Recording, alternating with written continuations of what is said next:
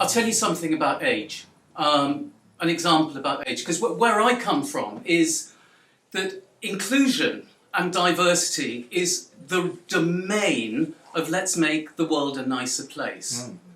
And we all agree with it at that level. My point is not that. My point is we can make more money. And we can make more money through better ideas and doing things better. Let's take the young. Chewing gum. Briefed to go and do something around chewing gum, right? What do you think? Oh, chewing gum, yeah, but it's the sort of thing Jed and I do. It's kind of like of a certain age. You know, it's sort of tied up with blue jeans and smoking cigarettes in the days when people used to.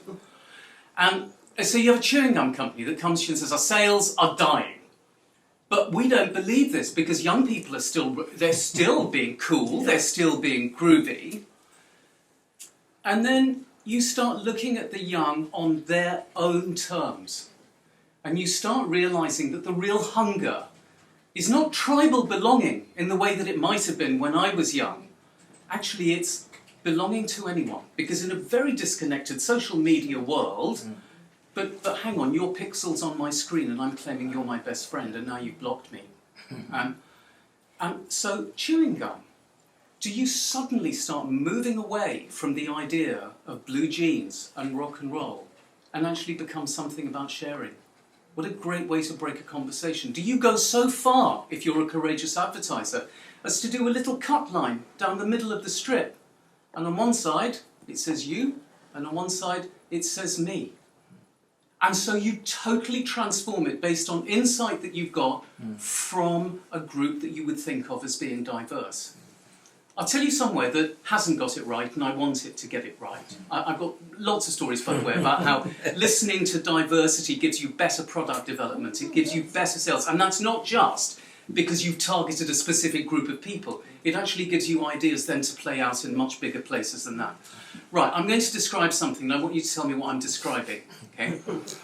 It's got lots of songs in it, yeah? Spotify. Sing along a song. Spotify, good one. It's also got, but it's got more than Spotify, it's got love stories with tragic heroines and big heroes of either gender.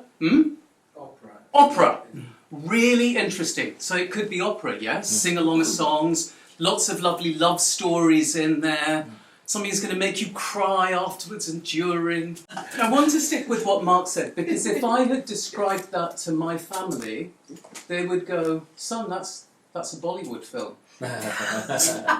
And here's my thing. I go to the opera and I look around and there are 0.0 Asian people in that room. Why?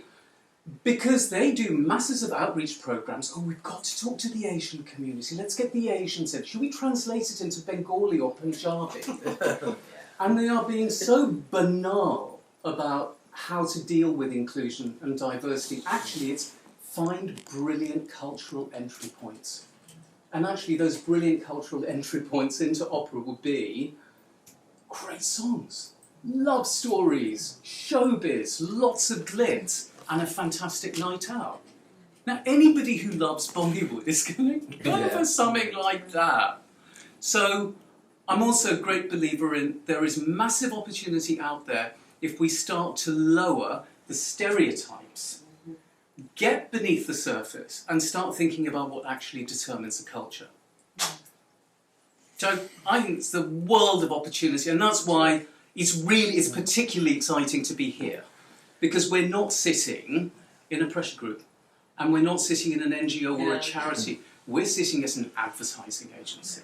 And that, to me, is all about the upside of understanding inclusion.